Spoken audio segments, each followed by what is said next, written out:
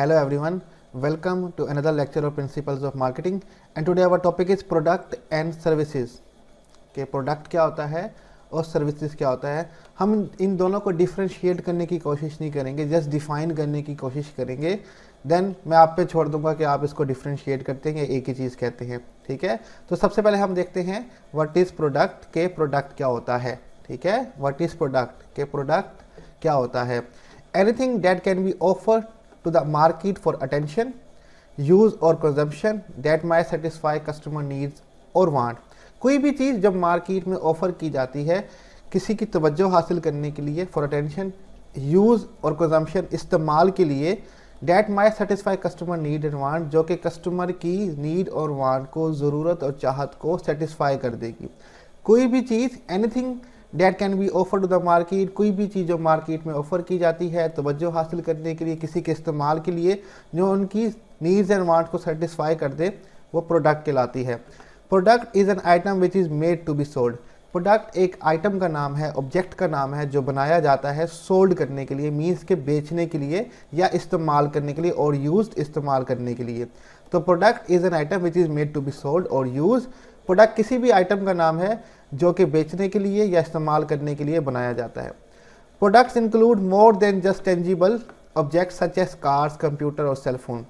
Product जो है वो टेंजिबल ऑब्जेक्ट से कई गुना ज़्यादा चीज़ों को अपने अंदर ऐड करता है, ना सिर्फ कार्स, कंप्यूटर और सेलफोन्स को, जो कि ठोस चीज़ें हैं। इनके अलावा भी बहुत सी चीज़ें हैं जो प्रोडक्ट की कैटेगरी में आती हैं। Broadly defined product also include services, events, person, places, organisations, idea और मिक्सेस ऑफ और दीज। अब जो प्रोडक्ट है बेसिकली वो अपने अंदर इंक्लूड करता है सर्विसेज को। सर्विसेज कहते हैं बेनिफिशियल एक्टिविटीज़, इवेंट्स को, त्यौहार्स को। ठीक है, पर्सन्स, लोगों को भी ऐड किया जाता है जो कि आपको कोई सर्विस दे रहे होते हैं। प्लेसेस, जगह, इनकी भी मार्केटिंग की जाती है। Organisation in the form of shares, इनकी भी मार्केटिंग की जाती है, इनको भी बेचा जाता है। आइडियाज़, ख्याल बेचे जाते हैं, कंसल्टिंग की जाती है। और मिक्सेस ऑफ दीज, और इनके मिक्सेस को भी बेचा जाता है। समटाइम इन्फॉर्मेशन को भी बेचा जा रहा होता है, लाइक विकीपीडिया पे हम जाके सर्च करते हैं, क्लिक करते हैं और उनके पैसे मिल रहे होते हैं उनको क्लिक बेट के। तो सिमिलर इन तमाम चीज़ों को प्रोडक्ट की कैटेगरी में लाया गया। और आप यहाँ पे देख सकते हैं कि प्रोडक्ट आल्सो इंक्लूड सर्विसेज, के प्रोडक्ट के अंदर सर्विसेज को भी इंक्लूड किया गया है। लेकिन छोटा सा फ़र्क होता है कि हमारे यहाँ लिखा हुआ है product include more then tangible object. अक्सर लोग ख्याल करते हैं कि प्रोडक्ट जो है वो टेंजिबल ऑब्जेक्ट का नाम है, ठोस चीज़ का नाम है, लेकिन प्रोडक्ट टेंजिबल ऑब्जेक्ट से कई गुना ज़्यादा चीज़ों को अपने अंदर इंक्लूड करता है।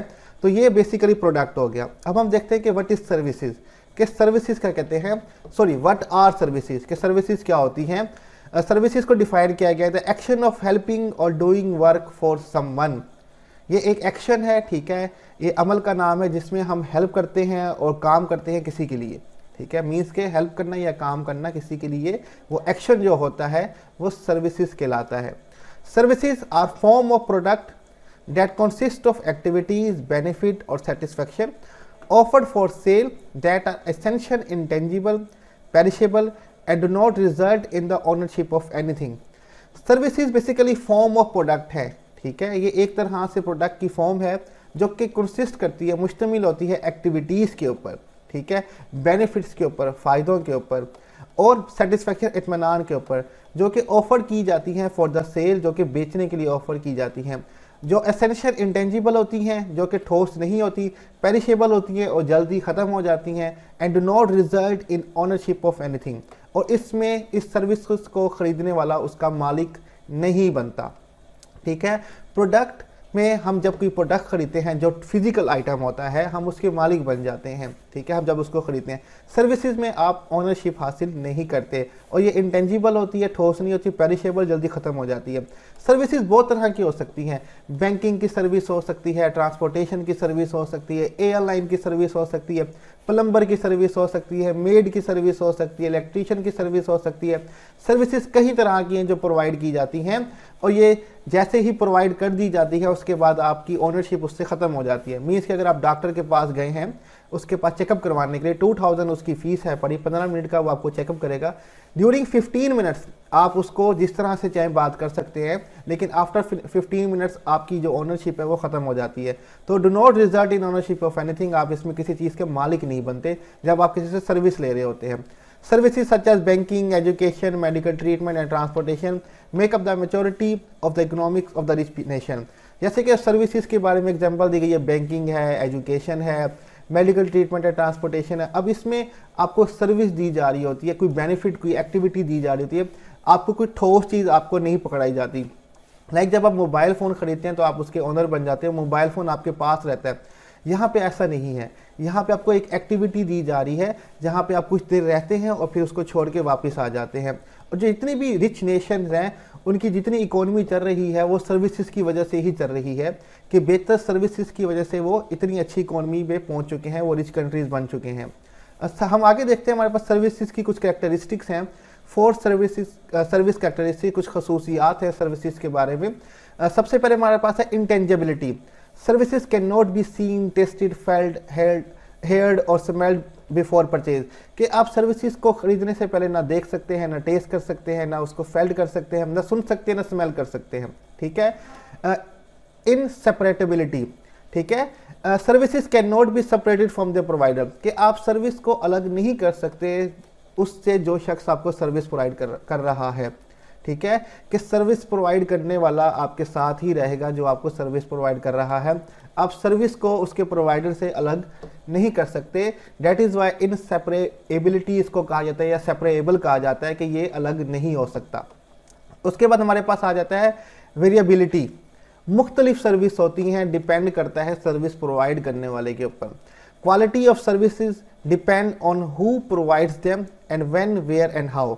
अब जो क्वालिटी है, जो मयार है सर्विसेज का, वो डिपेंड करता है कि सर्विस आपको प्रोवाइड कौन कर रहा है, कब कर रहा है, कैसे कर रहा है, किस तरह से कर रहा है। ये सब बातें डिपेंड करती हैं सर्विस प्रोवाइडर के ऊपर, और फिर वही सर्विसेज की क्वालिटी पे इन्हिसार कर रहा होता है, उस पर डिपेंड कर रहा होता है। लास्ट हमारे पास है perishability. Service can not be store for later sale और यूज। सर्विस को आप स्टोर नहीं कर सकते, ये ख़त्म हो जाती है। आप इसको बाद के इस्तेमाल के लिए स्टोर नहीं कर सकते, उसी टाइम आपको यूज़ करनी पड़ती है। आप ये नहीं कह सकते इसको बाद में यूज़ करेंगे या सेल करेंगे, तो सर्विस उसी वक्त इस्तेमाल हो जाती है। तो ये 4 कैरेक्टरिस्टिक्स हैं सर्विसेज के। Simple is that service is a beneficial activity which satisfy customer needs and wants.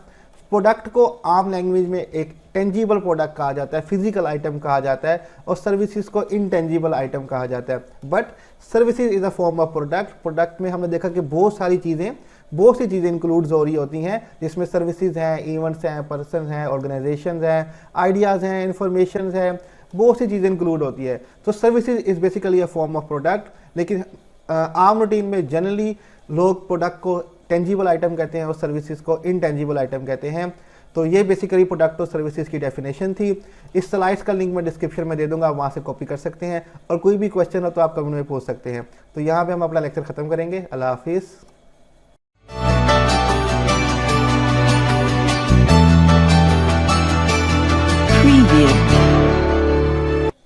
Hello everyone, welcome to another lecture of marketing and today our topic is levels of product and services।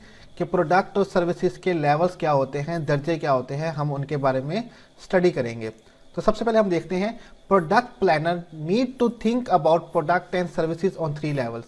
Product planner जो है means के product की जो मनसूबाबंदी करने वाले हैं, need to think, उनको सोचने की ज़रूरत है about product and services, product और सर्विसेज के बारे में ऑन 3 लेवल, 3 दर्जों पे। Each level adds more customer value, और हर दर्जा जो है, ईच लेवल जो है वो ज़्यादा कस्टमर वैल्यू ऐड करता जाता है प्रोडक्ट के अंदर। तो नंबर 1 हमारे पास जो लेवल है वो है कोर कस्टमर वैल्यू। नंबर 2 हमारे पास है actual product, and number 3 is augmented product. हम इन तमाम तीनों लेवल्स को एक एक करके देखेंगे। अगर आप मार्केटिंग की फील्ड में आगे जाके और सब्जेक्ट स्टडी करेंगे लाइक ब्रांड मैनेजमेंट या मार्केटिंग मैनेजमेंट, तो आप वहाँ देखेंगे लेवल ऑफ प्रोडक्ट और सर्विसेज को 5 लेवल में कन्वर्ट किया गया है, जिसमें सबसे पहला वही कोर कस्टमर वैल्यू ही रहता है। सेकंड हमारे पास जेनेरिक आ जाता है। थर्ड हमारे पास एक्सपेक्टेड आ जाता है लेवल। फोर्थ हमारे पास अगमेंटेड आ जाता है और फिफ्थ हमारे पास पोटेंशियल लेवल आ जाता है। लेकिन प्रिंसिपल्स ऑफ मार्केटिंग में 3 लेवल्स ही डिस्कस किए जाते हैं। लेकिन फर्दर जब हम इस फील्ड में आगे बढ़ते हैं तो हमें मालूम होता है कि प्रोडक्ट के लेवल, प्रोडक्ट और सर्विसेज के लेवल को 5 लेवल्स पे डिवाइड किया गया है। लेकिन वो हम बाद में देखेंगे जब हमारे अगले सब्जेक्ट हम कभी डिस्कस करेंगे, लाइक ब्रांड मैनेजमेंट के बारे में या मार्केटिंग मैनेजमेंट के बारे में। ठीक है, तो यहाँ पे हम 3 लेवल्स ही बेसिकली स्टडी करेंगे। तो हम पहले लेवल को देखते हैं, लेवल को देखने से पहले हम डायग्राम देख लेते हैं कि ये डायग्राम है basically levels of product and services. आप मिडल में देख सकते हैं कि कोर कस्टमर वैल्यू है, कि कोर मीन लाजमी, कि प्रोडक्ट में वो चीज़ लाजमी होना जो कस्टमर के वो चाहता है, वो उसकी बुनियादी ज़रूरत है, वो प्रोडक्ट के अंदर लाजमी होना चाहिए। सेकंड आ जाता है एक्चुअल प्रोडक्ट, कि प्रोडक्ट को एक्चुअल शेप देना, means design, packaging, quality, brand name, features. Product को डिज़ाइन देना, ठीक है, उसकी शेप देना, पैकेजिंग करना, उसकी क्वालिटी बेहतर बनाना, उसको नाम देना, ब्रांड नेम, फीचर्स, उसकी खसूसियात। अगमेंटेड प्रोडक्ट, अगमेंटेड में हम देखिए स्टडी करेंगे। अगमेंटेड में अभी सिर्फ मैं आपको बता देता हूँ कि लिखा क्या हुआ है हमारे यहाँ। आफ्टर सेल सर्विस, बेचने के बाद की सर्विस। वारंटी, ठीक है, कि आपको रिटर्न स्टेटमेंट दी जाती है कि अगर ख़राब हुआ तो हम ठीक कर देंगे। प्रोडक्ट सपोर्ट्स, कि आपको प्रोडक्ट देने के बाद प्रोडक्ट के सपोर्ट के हवाले से कोई भी चीज़ चाहिए तो वो भी हम आपको साथ देंगे। डिलीवरी एंड क्रेडिट, आपको डिलीवरी भी देंगे फ्री, उधार पे भी देंगे, क्रेडिट पे भी देंगे। तो ये प्रोडक्ट को और बेहतर बना देता है। ठीक है, तो हम ईच लेवल को डिस्कस करते हैं 1 बाय 1। तो सबसे पहले हमारे पास है कोर कस्टमर वैल्यू, कि कस्टमर की लाजमी ज़रूरत जो है, जो वैल्यू है, वो प्रोडक्ट में होना बहुत ज़रूरी है। Core customer value is a basic level of product and services. Core customer value जो है वो बुनियादी लेवल है, दर्जा है प्रोडक्ट और सर्विसेज का। Which addresses the question what is buyer really buying, जो कि इस सवाल का जवाब देता है कि बायर, जो खरीदने वाला है, वो खरीद क्या रहा है।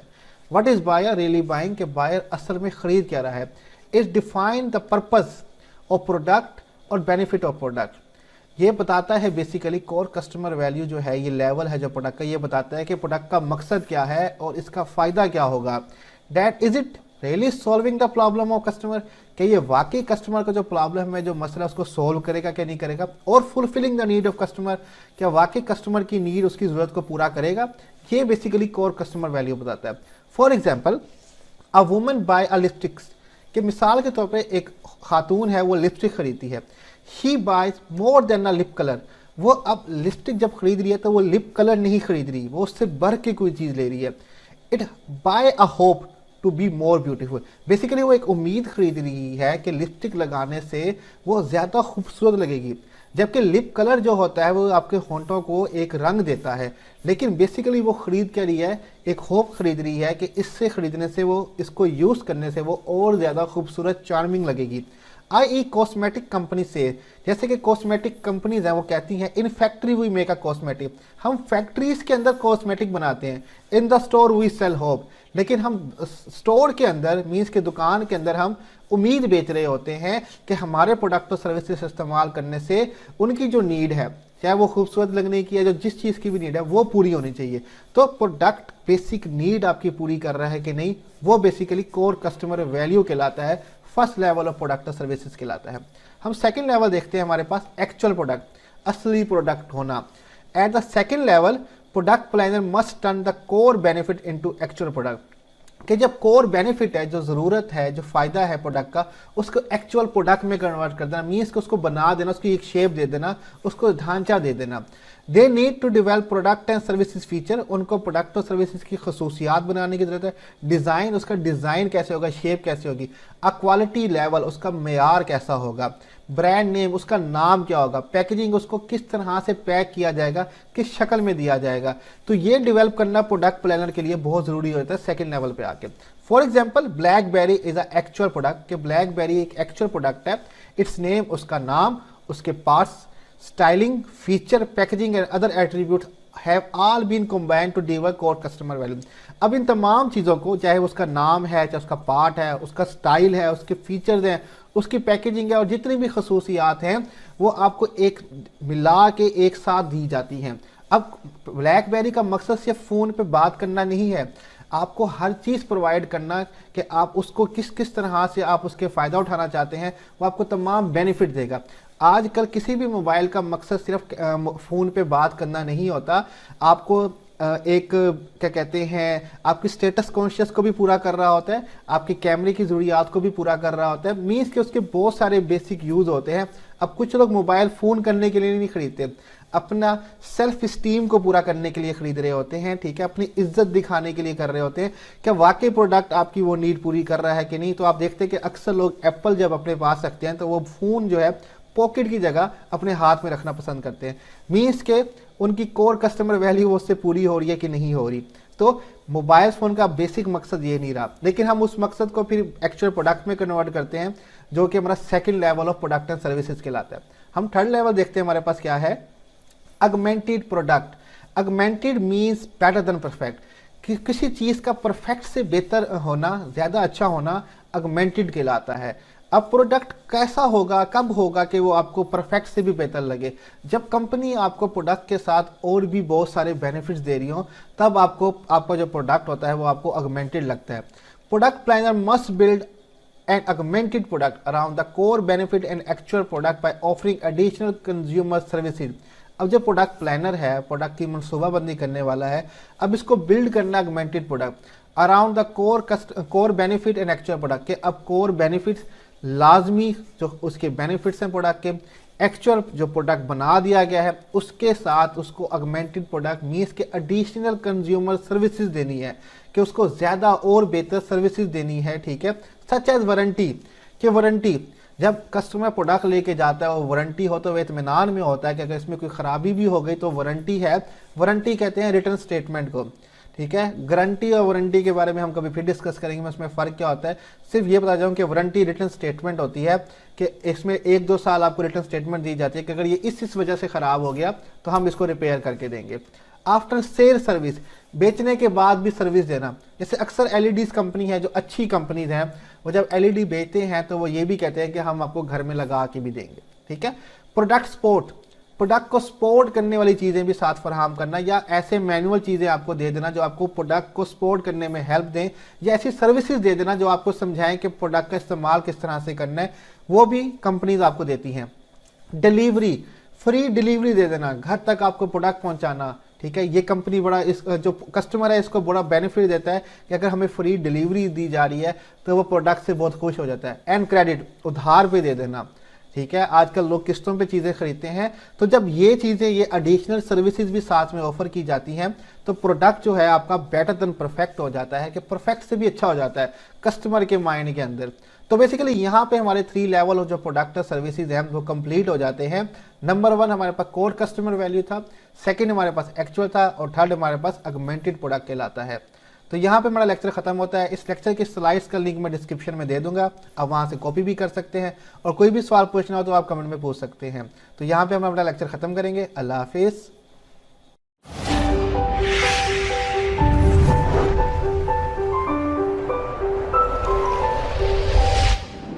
Hello everyone, welcome to another lecture of marketing and today our topic is types of consumer product। के कंज्यूमर के कौन कौन सी टाइप्स होती हैं हम उनके बारे में स्टडी करेंगे। लेकिन उससे पहले हम देखेंगे classification of product and services, कि किस तरह से हम क्लासिफिकेशन करते हैं प्रोडक्ट और सर्विसेज की into consumer goods and industrial goods. तो आज हमने बेसिकली देखना टाइप ऑफ कंज्यूमर प्रोडक्ट्स है, लेकिन सबसे पहले हम क्लासिफिकेशन देखते हैं प्रोडक्ट और सर्विसेज की। तो हम आगे चलते हैं। हमारे पास आता है classification of product and services. Product and services fall into 2 broad classes based on the types of consumer that use them. Product और सर्विसेज को हम 2 ब्रॉड क्लासेस में डिवाइड करते हैं, ठीक है। उसकी बुनियाद क्या होती है कि किस तरह के कंज्यूमर उनका इस्तेमाल कर रहे हैं, ठीक है। और इनको हम क्लासीफाई करते हैं कंज्यूमर प्रोडक्ट्स में और इंडस्ट्रियल प्रोडक्ट्स में। अब हम देखते हैं कि कंज्यूमर प्रोडक्ट और इंडस्ट्रियल प्रोडक्ट होता क्या है। Consumer products are product that both by final consumer for personal and family consumption। Consumer product वो प्रोडक्ट होते हैं जो खरीदे जाते हैं बाय फाइनल कंज्यूमर, ठीक है, कि जो कस्टमर उसको कंज्यूम करने वाला है। फॉर पर्सनल और फैमिली कंजम्पशन, ज़ाती तौर पे या फैमिली के लिए इस्तेमाल करेगा या अपने फ्रेंड्स के लिए इस्तेमाल करेगा। मीन्स के ख़रीदने के बाद उसको यूज़ करेगा खुद या उसकी फैमिली यूज़ करेगी, वो पर्सनल कंज्यूमर होता है, फाइनल कंज्यूमर होता है। और जो ये प्रोडक्ट ख़रीदते हैं अपने पर्सनल इस्तेमाल के लिए, अपनी फैमिली के लिए, अपनी कंजम्पशन के लिए, वो प्रोडक्ट कंज्यूमर प्रोडक्ट्स कहलाते हैं। Industrial products are products that bought by individual and organization for use in conducting business. Industrial product वो प्रोडक्ट होते हैं जो कोई इंडिविजुअल, कोई फर्द या ऑर्गेनाइजेशन खरीदती है टू कंडक्ट अ बिजनेस, कि उससे बिजनेस कर सके उस प्रोडक्ट से, ना कि पर्सनली तौर पे या फैमिली के लिए इस्तेमाल करे, बल्कि बिजनेस कंडक्ट के लिए इस्तेमाल करे, तो वो प्रोडक्ट इंडस्ट्रियल प्रोडक्ट कहलाएगा। हम अपने मेन टॉपिक की तरफ आते हैं, टाइप्स ऑफ कंज्यूमर प्रोडक्ट, कि हमने दो तरह की कैटेगरीज में, दो तरह की क्लासेस में प्रोडक्ट और सर्विसेज को डिवाइड किया। तो अब हम देख रहे हैं टाइप्स ऑफ कंज्यूमर प्रोडक्ट, कि वो प्रोडक्ट जो कंज्यूमर पर्सनली यूज़ करता है या अपनी फैमिली के लिए इस्तेमाल करता है, उनकी कौन कौन सी टाइप्स हैं। There are 4 types of consumer product based on how consumer go about buying them. हमने कंज्यूमर प्रोडक्ट को 4 टाइप्स में डिवाइड किया है, और उसकी बुनियाद ये है वो किस तरह से उनको ख़रीदने जाते हैं और किस तरह से वो ख़रीदते हैं। We will discuss each type one by one. हम हर एक टाइप को एक एक करके डिस्कस करते हैं। सबसे पहले हमारे पास जो टाइप है कंज्यूमर प्रोडक्ट की, वो होती है कन्वीनियंस प्रोडक्ट। कन्वीनियंस का मीनिंग होता है सहूलत से, आराम से जो चीज़ आपको, आसानी से जो चीज़ आपको मिल जाए। तो ये वो प्रोडक्ट होते हैं जो आपको आसानी से मिल जाते हैं। अब हम इसको डिस्कस करते हैं। Consumer products that consumer usually buy frequently, immediately and with minimum of comparison and buying effort, such as toothpaste, detergent, drink and chocolate etc. Consumer product वो प्रोडक्ट होते हैं जो कंज्यूमर यूजली बाय करता है, frequently usually bye करता है और बहुत ज़्यादा मिकदार में, और फ्रिक्वेंटली बार बार उसको ख़रीदता है। ठीक है, आम रूटीन में बार बार ख़रीदता है। इमीडिएटली बहुत जल्दी से ख़रीद लेता है। And with minimum of comparison, और ज़्यादा कंपैरिजन नहीं करता डिफरेंट प्रोडक्ट्स के बीच में। एंड बाइंग एफर्ट, और ज़्यादा बाइंग्स के लिए एफर्ट्स भी नहीं कर रहा होता। मीन्स के प्रोडक्ट खरीदने से पहले मशवरे नहीं ले रहा होता, रिसर्च नहीं कर रहा होता, शॉप पे जाता है, आराम से ख़रीद के आ जाता है।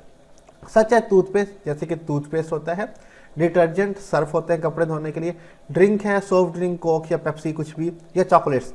अब ये वो प्रोडक्ट हैं जो कि कोई भी कस्टमर फ्रिक्वेंटली बार बार ख़रीदता है, इमीडिएटली जल्दी से ख़रीद लेता है, और ज़्यादा एफर्ट नहीं करता इनको ख़रीदने के लिए। ठीक है, features of these products are, अब इनके खसूसियात क्या हैं इन प्रोडक्ट्स की। लो प्राइस, इनके प्राइस इतने हाई नहीं होते, ये लो प्राइस के प्रोडक्ट होते हैं। वाइड स्प्रेड डिस्ट्रीब्यूशन, बहुत जगह पे फैले हुए होते हैं ये प्रोडक्ट, ये आपको हर जगह से मिल जाएंगे, इनकी तकसीम हर जगह की जा रही होती है। कन्वीनियंट लोकेशन, ये आपको कन्वीनियंट लोकेशन पे आराम से कहीं से भी मिल जाएंगे। आपके घर के बाहर कोई रिटेल स्टोर होगी, आपको वहाँ से भी ये चीज़ें मिल जाएंगी। मास प्रमोशन बाय द प्रोड्यूसर, जो कंपनी ये प्रोडक्ट बनाती है वो इनकी बहुत ज़्यादा प्रमोशन करती है। ठीक है, मीन्स के एडवर्टाइजमेंट और प्रमोशन इनकी बहुत ज़्यादा की जा रही होती है। तो ये इनकी खसूसियात होती हैं प्रोडक्ट के। अब ये प्रोडक्ट की इसलिए टाइप बनाई गई है कि ये एक तो आसानी से मिल जाते हैं, कस्टमर या कंज्यूमर इसको फ्रिक्वेंटली बार बार ख़रीदता है, इमीडिएटली ख़रीद लेता है, ज़्यादा बाइंग एफर्ट्स भी नहीं करता, और प्रोडक्ट्स के बीच में ज़्यादा कंपैरिजन भी नहीं करता। इस बेस पे इन प्रोडक्ट्स को कन्वीनियंस प्रोडक्ट कहा जाता है। नेक्स्ट हमारे पास आ जाता है शॉपिंग प्रोडक्ट। ठीक है, consumer product that consumer in the process of selection and purchase usually compare on such basis such as suitability, quality, price and style. Consumer product that consumer, ये वो कंज्यूमर के product हैं जो consumer in the process of selection, select करने के process में, अमल के दौरान और ख़रीदने के वक्त यूजुअली कंपेयर करता है। ठीक है, किस बुनियादों पे कंपेयर करते हैं। सूटेबिलिटी, क्या ये मुनासिब है। क्वालिटी, मयार कैसा है इसका दूसरे प्रोडक्ट की कंपैरिजन। प्राइस कितने हैं, स्टाइल कैसा है। तो जब वो ये शॉपिंग प्रोडक्ट ख़रीद रहा होता है तो इनका उस प्रोडक्ट के हवाले से ये कंपैरिजन करता है विद डिफरेंट प्रोडक्ट्स, कि सूटेबिलिटी कैसी है, प्राइस कितने कम या ज़्यादा है, क्वालिटी कैसी है, स्टाइल कैसा है। Example of these products are furniture, clothing, jewelleries, hotels, airline service etcetera. अब इसकी एग्जांपल हमारे पास है फर्नीचर। जब भी कोई शख्स फर्नीचर खरीदता है तो उसका स्टाइल देखता है, उसकी क्वालिटी देखता है। ठीक है, और मुनासिब भी है कमरे के हिसाब से कि नहीं। कपड़े खरीदते वक्त लोग कितना चेक एंड बैलेंस करते हैं। ज्वेलरी की एग्जांपल ले लें, होटल, कि होटल 5 स्टार है, 3 स्टार है, कि हमारे रहने के काबिल है कि नहीं है। एयरलाइन सर्विस किसकी अच्छी है, उसकी प्राइस कितने हैं, कितनी टिकट कितनी एक्सपेंसिव है, किसकी एयरलाइन की टिकट कितनी सस्ती है। तो ये सब चीज़ें देखी जा रही होती हैं शॉपिंग प्रोडक्ट्स में।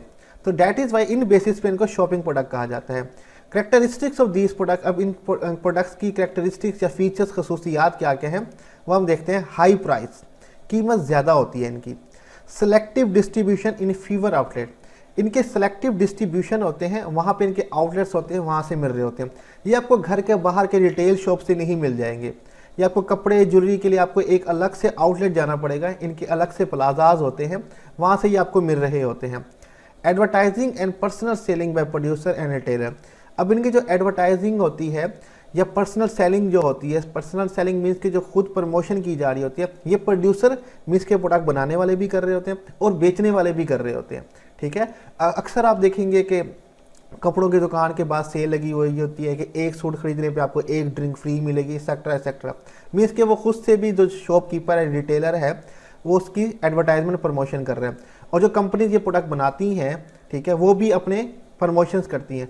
लाइक क्लोथ की कंपनीज हैं, वो अपनी प्रमोशन करती हैं। एयरलाइंस की कंपनी है, वो अपनी प्रमोशंस करती हैं। ठीक है, जो कंपनी है प्रोडक्ट बनाने वाली, वो खुद भी प्रमोशन करेगी, और जो बेचने वाले रिटेलर शॉप्स हैं वो भी इसकी क्या कहते हैं, प्रमोशन कर रहे होते हैं। तो ये कैरेक्टरिस्टिक्स होते हैं जिस बुनियाद पे हम प्रोडक्ट और सर्विसेज को शॉपिंग प्रोडक्ट्स कहते हैं। आगे हम चलते हैं, हमारे पास है स्पेशलिटी प्रोडक्ट। ये खास प्रोडक्ट्स होते हैं, consumer product with unique characteristics और ब्रांड आइडेंटिफिकेशन। ये वो कंज्यूमर प्रोडक्ट है जिनकी यूनिक, डिफरेंट, खास तरह की कैरेक्टरिस्टिक खसूसियात होती हैं और ब्रांड आइडेंटिफिकेशन, और इनकी अलग एक आइडेंटिटी होती है। For which significant group of buyer willing to make special effort to purchase. जिनके लिए जो बायर्स हैं वो स्पेशल एफर्ट करते हैं खरीदने की। Example of these products are cars, watches, home appliance and medicine. अब इनके एग्जाम्पल क्या है? ये वो प्रोडक्ट है जैसे कि कार्स होती हैं, वॉचेस होती हैं, होम अप्लायंस होते हैं और मेडिसिन। मीन्स के कार, जब भी कोई शख्स कार खरीदता है तो वो ऐसे ही नहीं खरीद लेता, काफ़ी पैसे जमा करने पड़ते हैं, एफर्ट करनी पड़ती है, और फिर काफ़ी रिसर्च करने के बाद वो फैसला करता है कि मैंने कार खरीदनी है।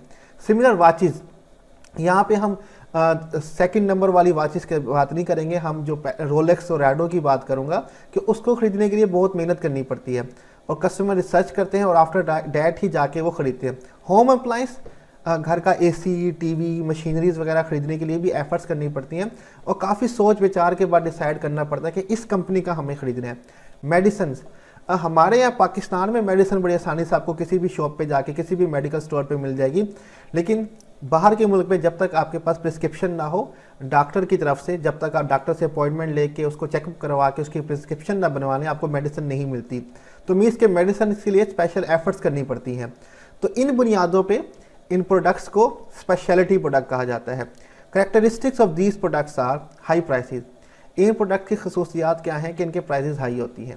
स्ट्रॉन्ग ब्रांड प्रेफरेंस, ब्रांड की बहुत ज़्यादा प्रेफरेंस होती है कि इस ब्रांड से ही खरीदना है, किसी और से नहीं खरीदना। ठीक है। Wide spread distribution in many outlets पर मार्केट एरिया, इनकी डिस्ट्रीब्यूशन वाइड होती है, काफ़ी फैली हुई होती है, लेकिन इनके कुछ आउटलेट्स होते हैं, उन्हीं के अंदर जो उनका मार्केट एरिया है वहीं से आपको मिलते हैं। ठीक है। Carefully promoted by producer and reseller to the target customer, ये बहुत एहतियात से इनकी प्रमोशन की जाती है, प्रोड्यूसर और रीसेलर, जो कंपनी इन प्रोडक्ट को बनाती है, और रीसेलर। अब आप देखेंगे कार्स की एडवर्टाइजमेंट ज़्यादा नहीं होती, ये टारगेट कस्टमर के लिए ही बनाए जाते हैं और उनको ही टारगेट किया जाता है, उनको ही प्रमोट किया जाता है।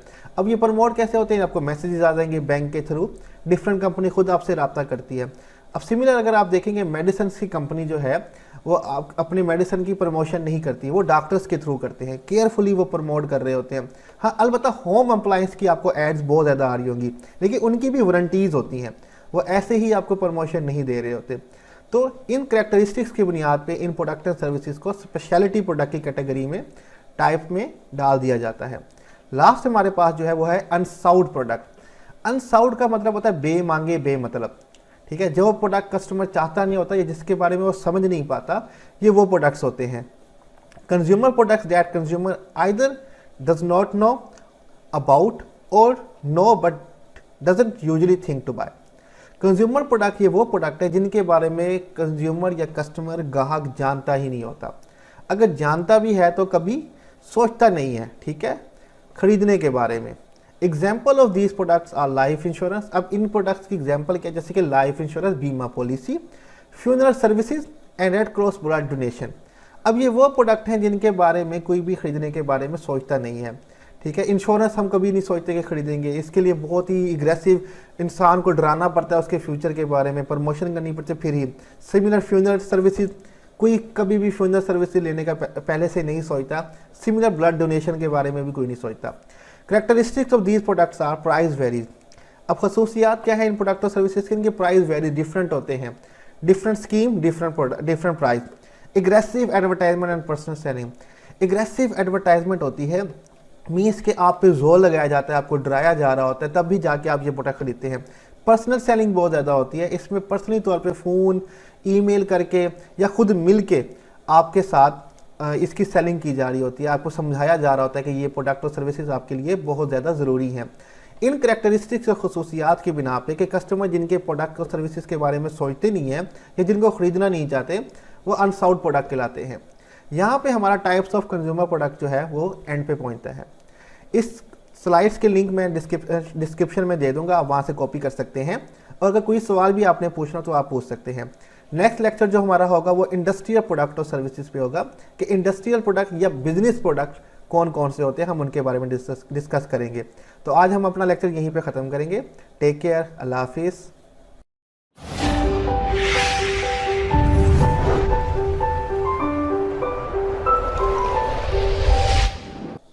Hello everyone, welcome to another lecture of marketing and today our topic is types of industrial product। कि हम टाइप्स ऑफ इंडस्ट्रियल प्रोडक्ट के इंडस्ट्रियल प्रोडक्ट की या बिजनेस प्रोडक्ट की इकसाम कौन कौन सी होती हैं, हम उनके बारे में डिस्कस करेंगे। ठीक है, तो a product bought by individual and organisation for further processing और for use in conducting a business is known as industrial product. Industrial products को बिजनेस प्रोडक्ट्स भी कहा जाता है। वो प्रोडक्ट जो खरीदे जाते हैं बाय इंडिविजुअल किसी भी फर्द से एंड ऑर्गेनाइजेशन किसी भी तंजीम से, फॉर फर्दर प्रोसेसिंग कि उनका और ज़्यादा प्रोसेस किया जा सके, उन पे और ज़्यादा अमल किया जा सके, और for use in conducting a business, या उनको इसलिए ख़रीदा जाए कि उनसे बिजनेस कंडक्ट किया जाए, कारोबार किया जाए, are known as industrial product. उन प्रोडक्ट को इंडस्ट्रियल प्रोडक्ट कहा जाता है। Difference between consumer and industrial product is based on the purpose for which product is bought. अब जो फ़र्क है कंज्यूमर और इंडस्ट्रियल प्रोडक्ट में, उसकी बुनियाद ये है कि वो किस मकसद के लिए ख़रीदे गए हैं।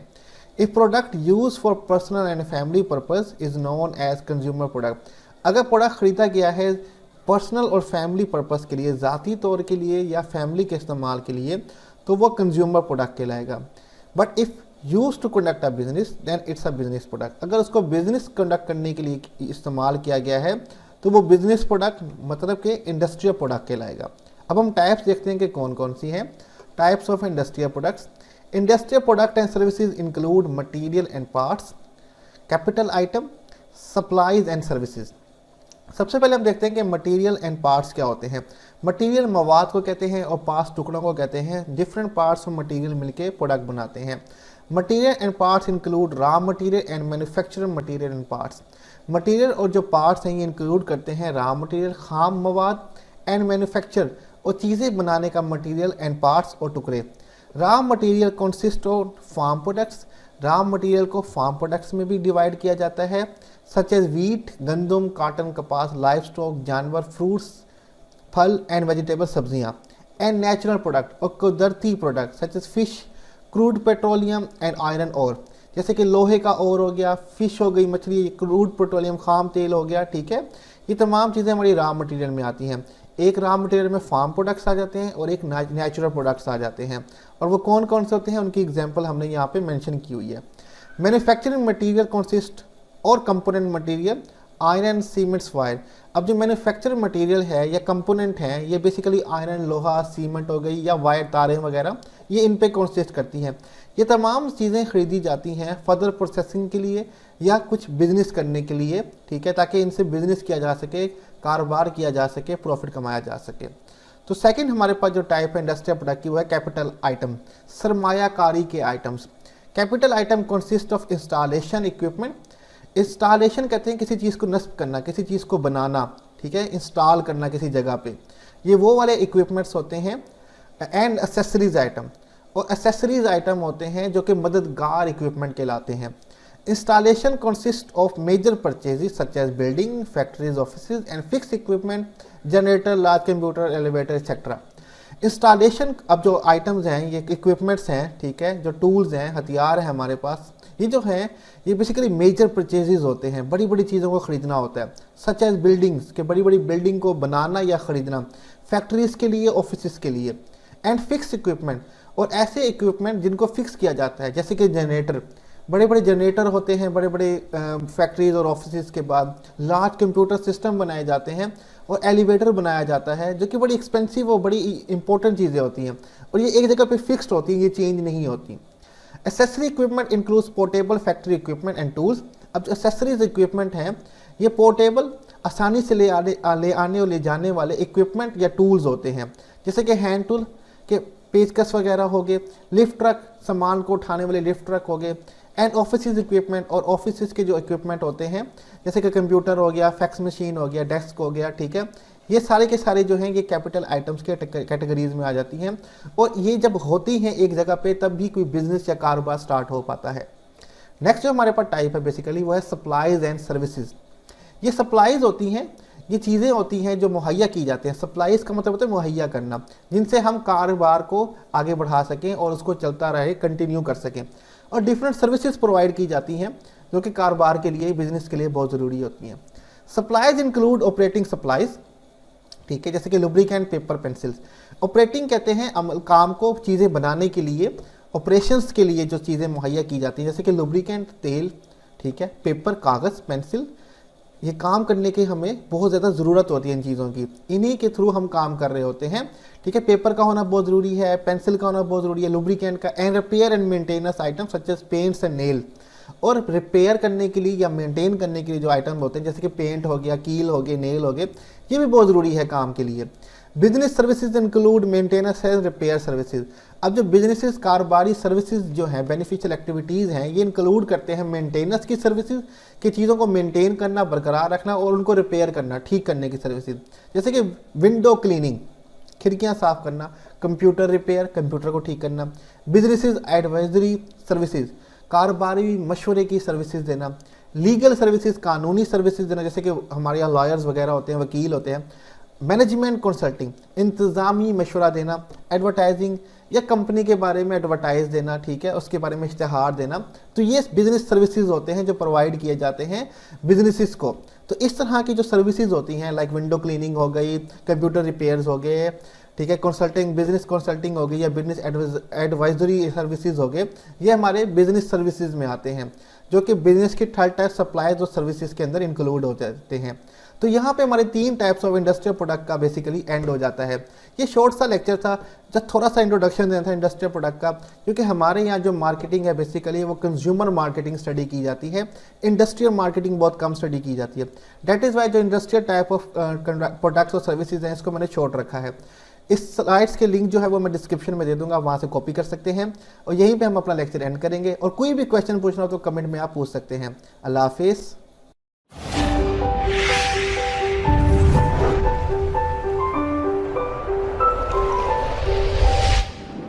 Hello everyone, welcome to another lecture of marketing and today our topic is what is brand, कि ब्रांड होता क्या है, आज हम इसके बारे में बेसिकली स्टडी करेंगे। तो ब्रांड के बारे में हम देखते हैं, a product manufactured by a particular company under a particular name and logo is known as brand.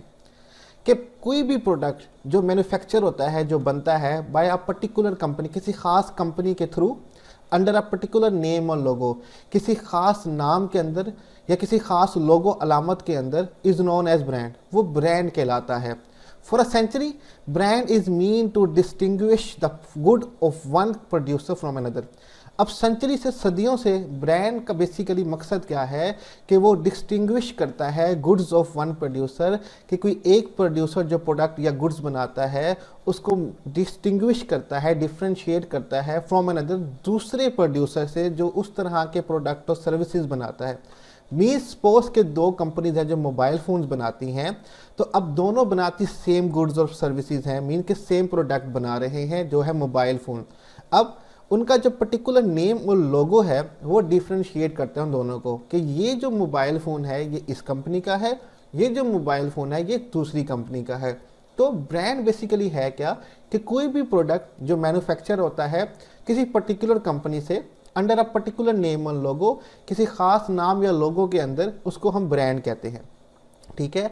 और ब्रांड का सदियों से इस्तेमाल किया जा रहा है कि हम एक गुड्स को जो कि प्रोड्यूसर बना रहा है उसको डिस्टिंग्विश करें या डिफ्रेंशिएट करें दूसरे प्रोड्यूसर से जो उस तरह का प्रोडक्ट बना रहा है। सिंपल इज दैट कि ब्रांड का बेसिकली मकसद क्या है। आगे हम चलते हैं। Definition bye American marketing association. American marketing association ने ब्रांड की एक अपनी डेफिनेशन बताई है, हम उसको डिस्कस करते हैं। According to AMA American Marketing Association, a brand is a name, term, sign, symbol or design or combination of them intended to identify the goods and services of one seller or a group of sellers and to differentiate them from a competition. अब American marketing association के तहत brand is a name, brand एक नाम का, brand किसको कहते हैं, किसी एक नाम को कहते हैं, टर्म को कहते हैं, ठीक है, किसी वर्ड को कहते हैं, साइन को कहते हैं, अलामत को, सिंबल सेम अलामत को कहते हैं, और डिज़ाइन के स्टाइल को कहते हैं, और अ कम्बिनेशन ऑफ दम यानी तमाम के कम्बिनेशन को कर दिया जाए।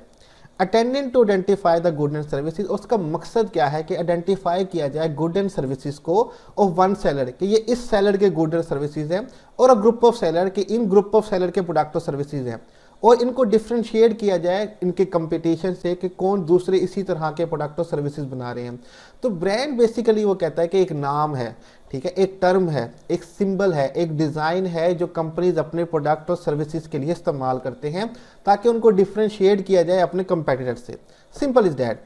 Many practicing manager refer brand is something that create awareness, reputation, prominence and so on in the market place. अब बहुत सारे जो प्रैक्टिसिंग मैनेजर हैं, ठीक है, जो मार्केटिंग मैनेजर हैं, उनका कहना क्या है कि जो ब्रांड है ये क्रिएट करते हैं अवेयरनेस, ये बेदारी पैदा करता है प्रोडक्ट और सर्विसेज के बारे में कि ये प्रोडक्ट और सर्विसेज इस कंपनी से ताल्लुक़ रखते हैं। रेपुटेशन, साख बनाता है उस प्रोडक्ट की, ठीक है। प्रोमिनेंस, अहमियत बताता है उस प्रोडक्ट की मार्केट प्लेस के अंदर, और बहुत सी और चीज़ें भी वो प्रोडक्ट और सर्विसेज के बारे में बता रहा होता है जब आपको ब्रांड के बारे में पता चलता है। अब ये किस तरह से पता चलता है कि यार ये ब्रांड है, इसकी अहमियत बहुत ज़्यादा है।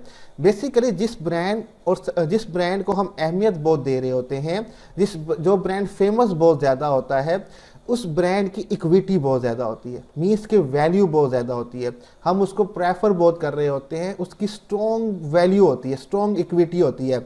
अब ये ब्रांड इक्विटी क्या होती है, हम बेसिकली इसको नेक्स्ट लेक्चर में डिस्कस करेंगे। आगे की तरफ चलते हैं, थोड़ा सा ब्रांड को डिस्कस करते हैं। कंपनीज एग्जाम्पल, अब ब्रांड की कंपनी की मैं एग्जाम्पल देता हूँ। Some companies like General Electric and Samsung use their name for essentially all their product. अब कुछ कंपनीज ऐसी हैं जैसे कि जनरल इलेक्ट्रिक है और सैमसंग है, ये अपने तमाम प्रोडक्ट्स चाहे वो डिफरेंट हो चाहे वो सेम हो, उनके लिए अपना नेम ही यूज़ करते हैं एज अ ब्रांड। जैसे कि सैमसंग के अगर आप मोबाइल फ़ोन देख लें, सैमसंग की LEDs देख लें, ठीक है, ये सब के सब जो अपने प्रोडक्ट बनाते हैं उनका नाम सैमसंग ही होता है, ठीक है, और उसके स्पेलिंग ही उसका लोगो होते हैं, ठीक है, कि वो अपनी कंपनी का नाम अपने तमाम प्रोडक्ट्स के लिए यूज़ कर रहे हैं और वो सब के सब चल रहे हैं, चाहे वो कैमरे हों, चाहे वो मोबाइल फ़ोन हो, चाहे वो LEDs हों, उनका नाम सैमसंग ही रखते हैं और ये उनके ब्रांड का नेम है। Other manufacturers assign new product individual brand name, लेकिन जो दूसरी मैन्युफैक्चर कंपनी है वो हर अपने न्यू प्रोडक्ट को एक न्यू ब्रांड का नाम देते हैं, that are unrelated to the company name, जो कंपनी के नाम से रिलेटेड नहीं होता, ठीक है। कंपनी का नाम कोई और होता है और जब वो अपना प्रोडक्ट बनाते हैं उसको एक और नाम देते हैं, मीन्स कि उसको एक और ब्रांड का नाम दे देते हैं। Such as Procter and Gamble, P&G के बारे में आपने सुना होगा। अब इनके प्रोडक्ट कौन कौन से हैं, Tide, Pamper, Pantene brand etcetera. अब टाइड बेसिकली सर्फ है, जब उन्होंने अपना एक प्रोडक्ट सर्फ बनाया तो उसको उन्होंने एक और नाम दे दिया, एक और ब्रांड बना दिया जिसका नाम रखा टाइड। जब उन्होंने बच्चों के लिए पैम्पर बनाया तो उन्होंने उनका नाम पैम्पर रखा और उसको नाम दे दिया पैम्पर, एक और ब्रांड। जब उन्होंने शैम्पू बनाया तो उन्होंने उसको नाम दिया पेंटीन का, एक और ब्रांड ऐड कर दिया।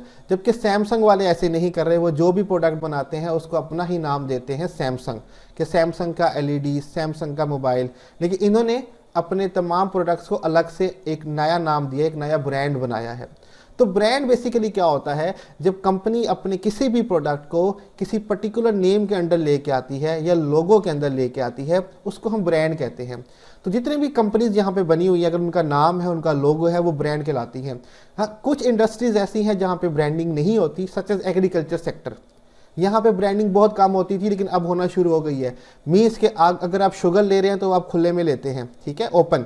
अगर आप आटा लेते हैं, चावल लेते हैं तो खुले में लेते हैं, किसी पैकेट में, किसी ब्रांड या किसी नेम या लोगों के अंदर वो नहीं आ रहा होता। लेकिन आजकल अगर आप देखें कि वीट जो आटा है वो पैकेट्स में आ रहा है, डिफरेंट कंपनीज उसको बना रही हैं अंडर डिफरेंट पर्टिकुलर नेम और लोगों के अंडर, ठीक है। तो वो अब ब्रांडिंग शुरू कर रहे हैं इसके अंदर ही। अब ब्रांडिंग बेसिकली इशू ये करती है कि ब्रांडिंग हमें बताती है कि अगर ये चीज़ किसी नाम और लोगों के अंदर है तो ज़रूर ये चीज़ अच्छी बनी हुई होगी। तो परसेप्शन ये बन जाती है कि अगर ब्रांड है तो बहुत अच्छा है।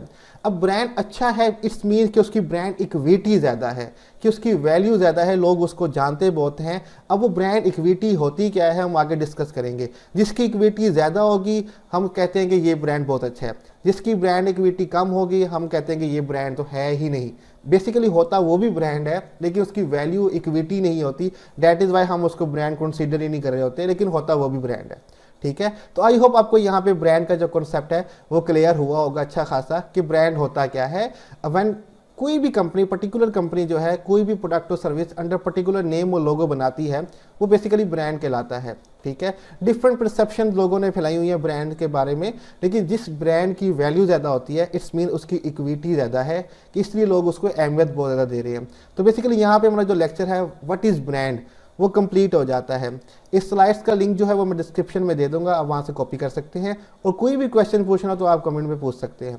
यहाँ पे हम अपना लेक्चर ख़त्म करेंगे। अल्लाह हाफिज़।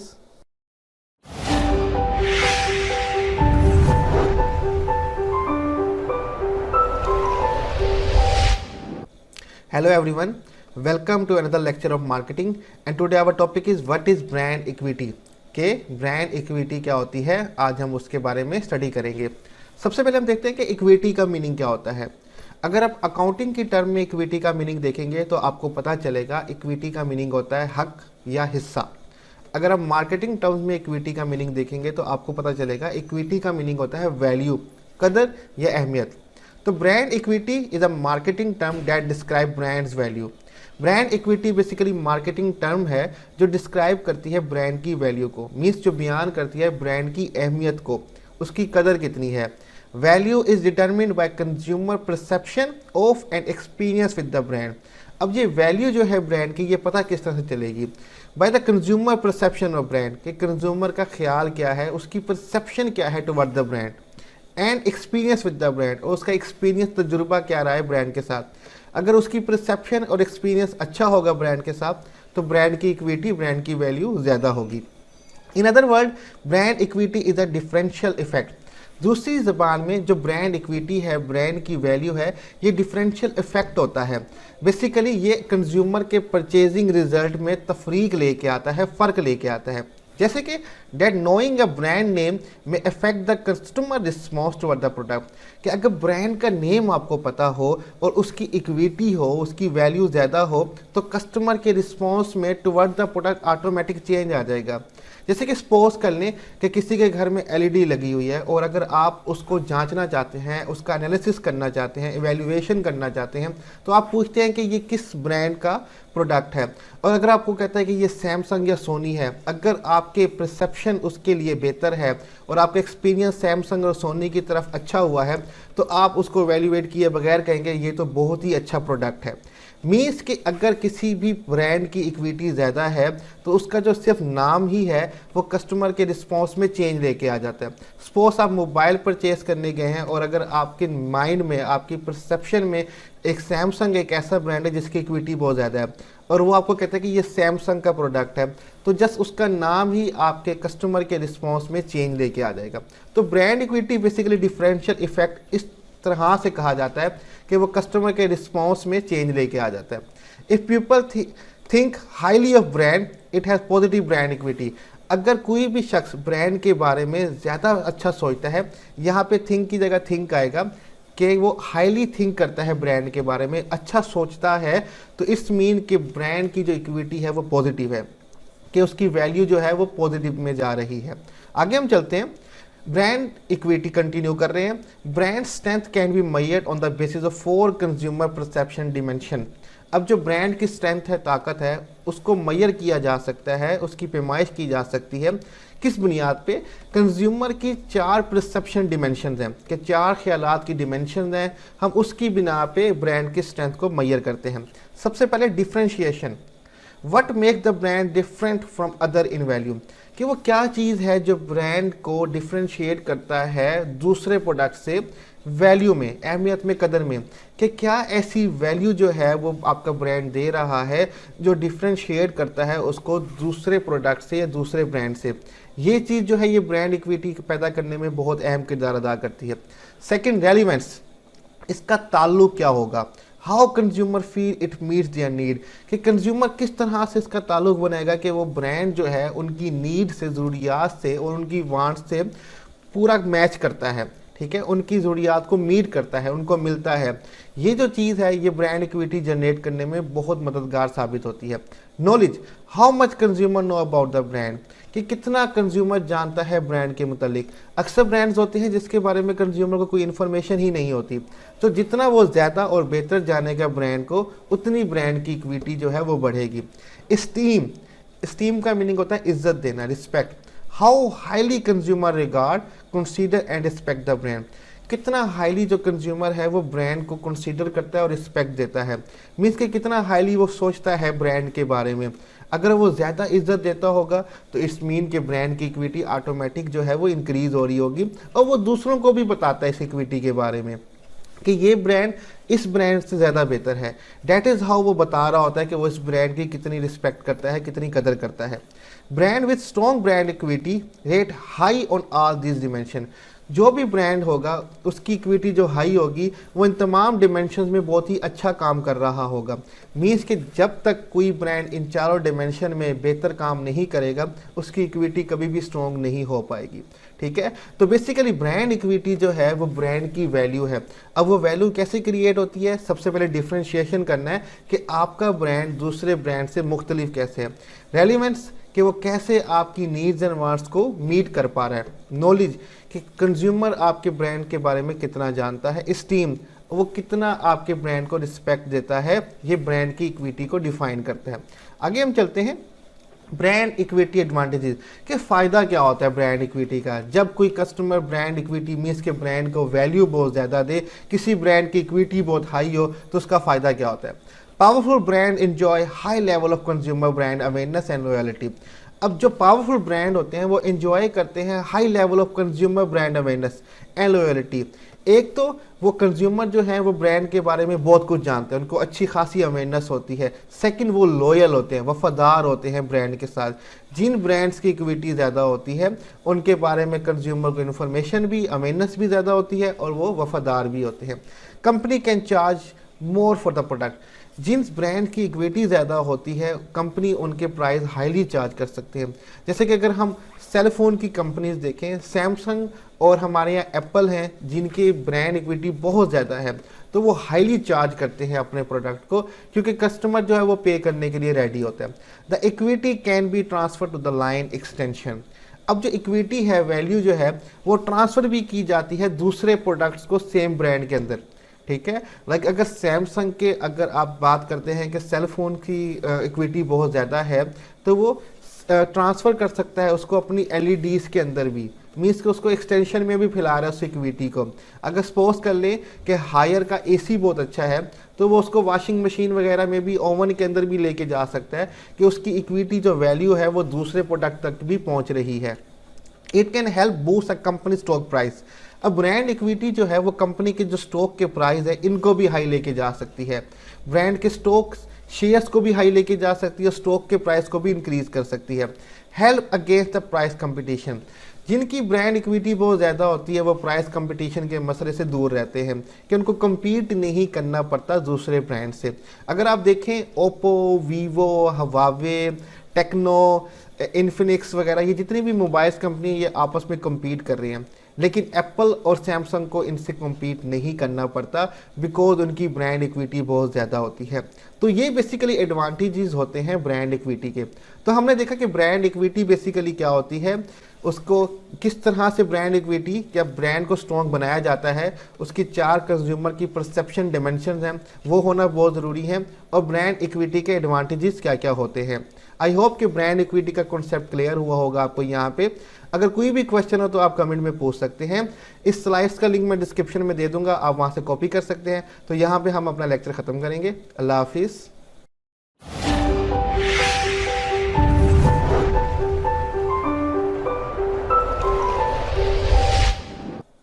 Hello everyone, welcome to another lecture of marketing and today our topic is building strong brand। कि किस तरह से एक स्ट्रॉन्ग ब्रांड बनाया जाता है या किस तरह से किसी ब्रांड को स्ट्रॉन्ग बनाते हैं, हम उसके बारे में बेसिकली स्टडी करेंगे। तो सबसे पहले हम देखेंगे ब्रांड डिसीजन स्ट्रेटेजी, कि ब्रांड के बारे में जो डिसीजन ली जाती है उनकी स्ट्रेटेजीज को हम स्टडी करेंगे। Brand poses challenging decision to the marketer, brand जो है वो पोजिस करता है चैलेंजिंग डिसीजन, मुश्किलात से भरे हुए डिसीजन मार्केटर्स के लिए, कि ब्रांड से रिलेटेड जो डिसीजन होते हैं वो बहुत चैलेंजिंग होते हैं और मार्केटर्स को बहुत देखभाल के डिसीजन लेनी पड़ती है उनके मुतालिक। Figure given below shows major brand strategy decision, figure नीचे दी गई है जो शो करता है मेजर ब्रांड स्ट्रेटेजी डिसीजन, कि ब्रांड की जो स्ट्रेटजीज हैं उनके बारे में जो डिसीजन लेनी है वो कौन कौन से मेजर डिसीजन है उनके बारे में नीचे फिगर में दिया हुआ है। Involve brand positioning, brand name selection, brand sponsorship and brand development. ये वो डिसीजन है, स्ट्रेटजी डिसीजन है जो ब्रांड को स्ट्रॉन्ग बनाने के लिए इन्वॉल्व होते हैं। हम देख सकते हैं फिगर में ब्रांड पोजीशनिंग लिखा हुआ है कि ब्रांड की किस तरह से हमने जगह बनानी है, वो अब डिपेंड करता है एट्रीब्यूट से, बेनिफिट से, बिलीफ एंड वैल्यू से। बाद में हमारे पास आता है ब्रांड नेम सिलेक्शन, जो ब्रांड का नेम है वो खुद ही ब्रांड को स्ट्रॉन्ग बना रहा होता है, कि नेम भी इम्पैक्ट डालता है ब्रांड के ऊपर। तो ब्रांड की नेम की सिलेक्शन और प्रोटेक्शन के बारे में स्टडी करेंगे। ब्रांड स्पॉन्सरशिप, ठीक है, कि किस तरह से ब्रांड को सपोर्ट किया जा रहा है, बैकअप दिया जा रहा है, उसके बारे में स्टडी करेंगे। ब्रांड डेवलपमेंट, कि किस तरह से ब्रांड की डेवलपमेंट की जाए, उसके बारे में हम आगे जाके स्टडी करेंगे। तो वन बाय वन हम इन तमाम स्ट्रेटजीज डिसीजन को हम स्टडी करेंगे और देखेंगे कि इनमें वो हमें क्या क्या रहा है जिससे हम अपने ब्रांड को स्ट्रॉन्ग बना सकते हैं। तो सबसे पहले हम देखते हैं brand positioning. Brand positioning refer to the act of designing the company's offering, product and services and image in such a way that it occupies a distinctive place in the mind of target customer।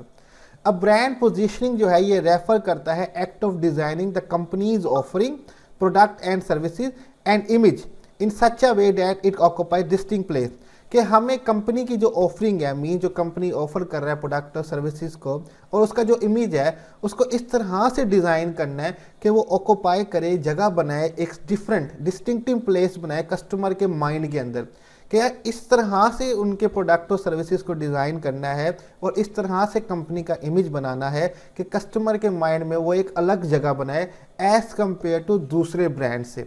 Company can position brand at any of 3 level. अब company जो है वो brand की position करती है 3 levels के ऊपर। सबसे पहले हमारे पास है ब्रांड एट्रीब्यूट्स, के ब्रांड की खसूसियात क्या क्या हैं, बेनिफिट्स, उसके फ़ायदे क्या क्या हैं, बिलीव्स एंड वैल्यू, कि उसकी बिलीव्स और वैल्यू क्या हैं जो उसको ख़रीद रहे हैं। इन बेसिस पे हम ब्रांड की पोजीशन कर सकते हैं। इनको हम देखते हैं आगे जाके। ब्रांड पोजीशन कंटिन्यू हो रहा है हमारे पास। ब्रांड एट्रीब्यूट, एट्रीब्यूट कहते हैं खसूसियात को, कि कोई भी ब्रांड है उसकी कोई ना कोई खसूसियात होगी, कोई ना कोई करैक्टरिस्टिक्स होंगी जो वो दे रही होंगी। फॉर एग्जांपल P&G, मिसाल के तौर पर Procter and Gamble invented the disposable diaper category with Pamper brand, कि डिस्पोजेबल डायपर उन्होंने बनाए, वो डायपर जो बाद में इस्तेमाल करने के बाद ख़त्म किए जा सकते हैं, ज़ाया किए जा सकते हैं, जिनको उन्होंने पैम्पर्स ब्रांड का नाम दिया। Early Pamper marketing focus on attributes such as fluid absorption, fit and disposability. अब स्टार्ट में जो पैम्पर था उसका फोकस क्या था, उसकी मार्केटिंग टीम का फोकस क्या था, कि हमने इन एट्रीब्यूट पे फोकस करना है। फ्लूइड ऑब्जर्वेशन, के गीलेपन को हमने एब्जॉर्ब करना है। फिट एंड डिस्पोजेबिलिटी, के बच्चों को फिट आए और उसके बाद इस्तेमाल करने के बाद इसको ख़त्म किया जा सके, ज़ाया किया जा सके। ये उसके एट्रीब्यूट्स थे पैम्पर के। आगे देखते हैं बेनिफिट्स की तरफ। Pamper can go beyond technical product attribute and talk about resulting containment and skin health benefit from dryness। अब Pamper एट्रीब्यूट से बढ़ के आगे की तरफ गया और आगे की बातें करना शुरू की कि resulting containment and skin health benefit from dryness, कि हम बीमारियों को रोकते हैं और स्किन हेल्थ बेनिफिट और स्किन की हेल्थ के लिए बेनिफिट के लिए और उसको ड्राई करने के लिए हमारा पैम्पर जो है वो काम करता है। मीन्स के उन्होंने बेनिफिट्स बताना स्टार्ट कर दिए अपने ब्रांड के। Some other brand position in benefit such as FedEx guaranteed on time delivery. Similar दूसरे ब्रांड भी जो हैं वो अपनी बेनिफिट्स बताते हैं और अपनी पोजीशनिंग करते हैं, जैसे कि फेडेक्स कहता है कि हम गारंटी देते हैं कि हम आपके प्रोडक्ट और सर्विसेज जो हैं वो टाइम पे डिलीवर कर देंगे जहां आप पहुंचाना चाहते हैं।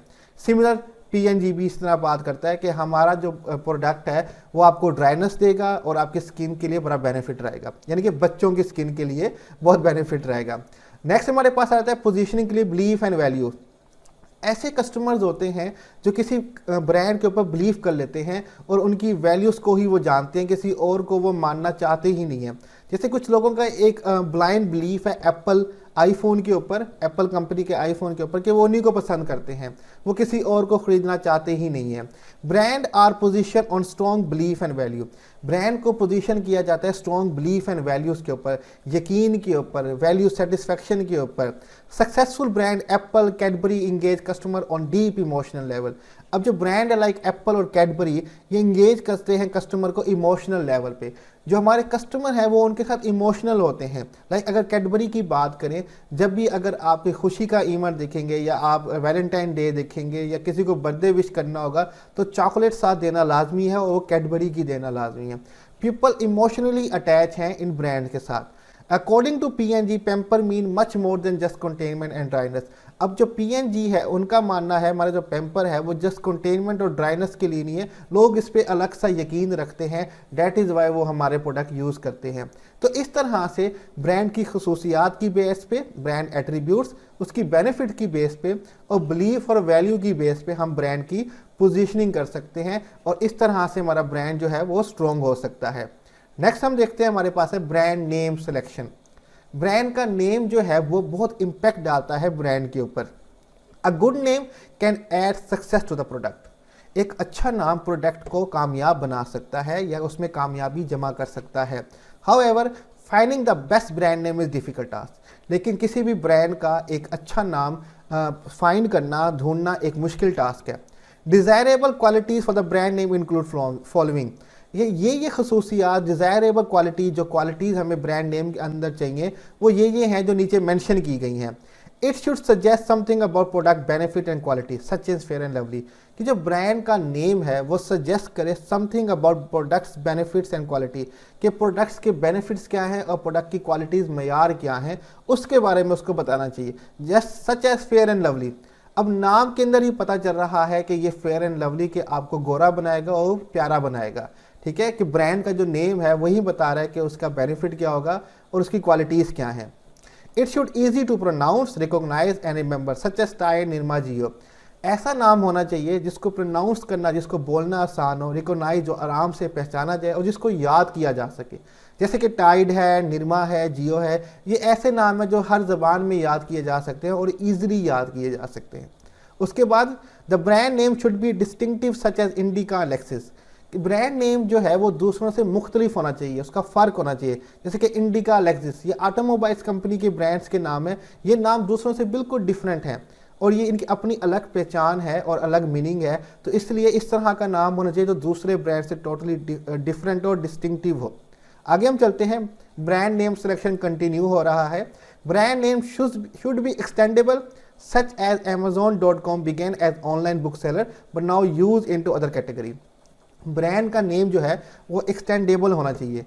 मीन्स कि अगर वो एक प्रोडक्ट को बेच रहे हैं, एक प्रोडक्ट की कैटेगरी को बेच रहे हैं एक ब्रांड के नाम के अंदर, तो दूसरे प्रोडक्ट की कैटेगरीज भी उसके अंदर आ जाए अगर वही ब्रांड का नेम यूज़ कर रहे हैं। जैसे कि Amazon.com, ये स्टार्ट हुआ था काम करने के लिए ऑनलाइन बुक सेलर। Amazon एक वाहिद कंपनी है जिसने कितने सारे बुक्स के रिटेलर और होल सेलर की काम बंद कर दिए। ठीक है, कि उनकी दुकानें बंद कर दी क्योंकि लोगों ने ऑनलाइन बुक्स खरीदना शुरू कर दी।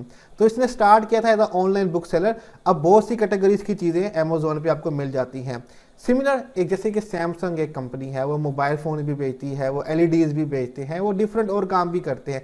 एक ही ब्रांड के नेम के अंदर बहुत सारी कैटेगरीज के प्रोडक्ट्स जो हैं वो बेचे जाते हैं। तो ब्रांड का नेम जो है वो एक्सटेंडेबल होना चाहिए। The name should translate easily into foreign language. ऐसा ब्रांड का नेम होना चाहिए जो दूसरी लैंग्वेजेस में ईजिली ट्रांसलेट हो जाए। Brand should be capable of registration and legal protection. हाँ, ब्रांड का जो नाम है वो इस काबिल हो कि उसको रजिस्टर्ड किया जाए और लीगली, कानूनी तौर पे प्रोटेक्ट किया जाए, अदरवाइज कोई और कॉपी कर लेगा। अ brand name can not be registered if fringes on existing brand name. Brand name तब तक रजिस्टर्ड नहीं होगा अगर वो खिलाफ वर्जी कर रहा होगा कि पहले से एक ब्रांड का नेम एग्जिस्ट कर रहा है। अगर वो पहले से एग्जिस्ट कर रहा है और रजिस्टर्ड है तो आप उसका ब्रांड नेम नहीं रख सकते। तो इसलिए जब आप किसी प्रोडक्ट को ब्रांड नेम दें तो फ़ौरन उसको रजिस्टर करवाएं, ना कि कोई और उसको रजिस्टर करवा ले। अगर पहले आप करवा लेंगे तो कोई और उसको रजिस्टर नहीं करवा पाएगा। तो ये कैरेक्टरिस्टिक्स, ये क्वालिटीज़ होनी चाहिए किसी भी ब्रांड्स के नेम के अंदर जिससे ब्रांड स्ट्रॉन्ग बन सके। ठीक है, आगे हम चलते हैं। हमारे पास है ब्रांड स्पॉन्सरशिप। स्पॉन्सरशिप का मतलब होता है सपोर्ट करना, ठीक है, या बैकअप करना। ठीक है, तो हम यहाँ पे देखते हैं कि ब्रांड स्पॉन्सरशिप क्या है। A manufacturer has 4 sponsorship option. किसी भी मैन्युफैक्चरर प्रोडक्ट बनाने वाले के पास 4 स्पॉन्सरशिप ऑप्शन होती हैं। The product may be launch as a national brand और a manufacturer brands as when Sony sell their output under their own brand name, Sony Bravia, HDTV, or the manufacturer may sell to reseller who give the product as a private brand, also called a store brand and distributor brand. अब जो product है या तो उसको launch किया जा सकता है एज अ नेशनल ब्रांड, कौमी ब्रांड के तौर पर। जब किसी प्रोडक्ट को कौमी ब्रांड कहा जाता है कि ये तो हमारा कौमी ब्रांड है, नेशनल ब्रांड है, जैसे कि हमारे लू वाले कहते हैं कि मेरे देश का बिस्कुट गाला, ठीक है, कि वो हमारा कौमी बिस्कुट है पड़ा। तो जब आप कहते हैं कि ये ब्रांड हमारा नेशनल ब्रांड है या मैन्युफैक्चरर ब्रांड है, जैसे कि सोनी वाले जब अपना प्रोडक्ट किसी भी कंट्री में बेचने जाते हैं या कहीं भी बेचते हैं तो अंडर सोनी नेम के बेचते हैं। ठीक है, तो इससे उनको बैकअप मिलता है, उनको सपोर्ट मिलती है। या फिर क्या होता है कि मैन्युफैक्चरर जो हैं may sell to reseller who give the product as private brand. जो मैन्युफैक्चरर जो हैं, यानी कि जो जिनके नाम इतने बड़े बड़े नहीं होते, ऐसे ब्रांड जो मैन्युफैक्चरर प्रोडक्ट बनाने वाले जिनके ब्रांड के नाम इतने बड़े बड़े नहीं होते, तो वो क्या करते हैं, प्राइवेट ब्रांड को यानी कि रीसेलर जो होते हैं, अच्छे अच्छे रीसेलर, उनको अपने प्रोडक्ट देना स्टार्ट कर देते हैं। और जो रीसेलर होते हैं मीन्स के रिटेलर या होलसेलर, उनका अपना एक ब्रांड का नाम होता है। जैसे कि आप देख सकते हैं कि हमारे यहाँ चेज़अप है, आइडियल है, बेकरीज वगैरह, तो वो उनको अपने प्रोडक्ट देते हैं, तो वो अपने ब्रांड के अंडर आपके मैन्युफैक्चर के प्रोडक्ट बेचना स्टार्ट कर देते हैं। इनसे भी जो ब्रांड है इसको बैकअप मिलता है, स्पॉन्सरशिप मिलती है। सपोज कर लें कि कोई ब्रांड की जीन्स की पैंट शर्ट्स है, उस ब्रांड का कोई मैन्युफैक्चरर का कोई इतना खास नेम नहीं है, कोई उसको जानता नहीं है, तो वो अपने प्रोडक्ट चेज़अप को देता है।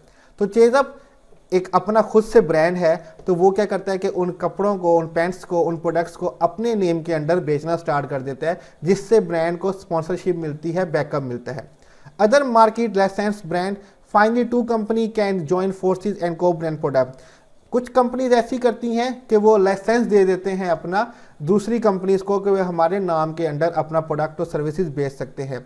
जैसे कि अक्सर बेकरीज, अक्सर होटल, रेस्टोरेंट होते हैं जो अपना नाम दूसरी बेकरीज या रेस्टोरेंट को दे देते हैं कि आप हमारे नाम के अंडर काम कर सकते हैं, अगर उनकी जो सर्विसेज है वो उतनी अच्छी हो या प्रोडक्ट उतने अच्छे हों। तो लाइसेंस दे के भी हम बैकअप कर सकते हैं अपने ब्रांड को। Finally 2 companies can join forces and co brand product Sony Ericsson. या फिर 2 कंपनीज मिल के भी काम कर सकते हैं और एक ब्रांड बना सकते हैं, जैसे कि सोनी एरिक्सन। ठीक है, कि ये 2 अलग अलग कंपनी है, Sony is a separate company, Ericsson is a separate company, ये दोनों मिल के इन्होंने मोबाइल लॉन्च किया था। सिमिलर कोलगेट टूथपेस्ट बनाने की कंपनी, पामोलिव साबुन बनाने की कंपनी, अब ये को ब्रांड हो चुके हैं और उनका नाम हो चुका है कोलगेट पामोलिव। तो 2 ब्रांड आपस में मिलके भी ब्रांड को लॉन्च कर सकते हैं, एक दूसरे को बैकअप और सपोर्ट कर सकते हैं। इस तरह से भी ब्रांड स्पॉन्सरशिप दी जा सकती है और इन तरीकों से ब्रांड जो है वो स्ट्रॉन्ग बनता है। ठीक है, आगे हमारे पास है brand development. Will discuss in a separate lecture. Brand development के बारे में हम एक सेपरेट लेक्चर बनाएंगे ताकि उसको क्लियर किया जा सके। बेसिकली 4 तरीक़ेकार हैं, 4 मेथड हैं, 4 डिसीजंस हैं जो कि ब्रांड को स्ट्रॉन्ग बनाते हैं। सबसे पहले हमारे पास ब्रांड पोजीशनिंग आ जाता है कि ब्रांड की जगह किस तरह से बनानी है। फिर ब्रांड का नेम सिलेक्शन कि क्या ब्रांड का नेम सेलेक्ट किया जाए, और ब्रांड स्पॉन्सरशिप कि ब्रांड को बैकअप किस तरह से देना है, सपोर्ट किस तरह से देनी है। फाइनली ब्रांड डेवलपमेंट, जिसके बारे में हम नेक्स्ट लेक्चर में इंशाल्लाह डिस्कस करेंगे। तो यहाँ पे हमारा लेक्चर जो है वो खत्म होता है। इस स्लाइड्स का लिंक मैं डिस्क्रिप्शन में दे दूंगा, वहाँ से कॉपी कर सकते हैं, और कोई भी क्वेश्चन हो तो आप कमेंट में पूछ सकते हैं। आई नो ये ज़रा लेंथी टॉपिक था, समझने में थोड़ा सा कॉम्प्लिकेटेड भी था, लेकिन अगर आप गौर से सुनेंगे तो इंशाल्लाह आपको कॉन्सेप्ट क्लियर हो जाएंगे। तो यहाँ पे हम अपना लेक्चर खत्म करेंगे। अल्लाह हाफिज़।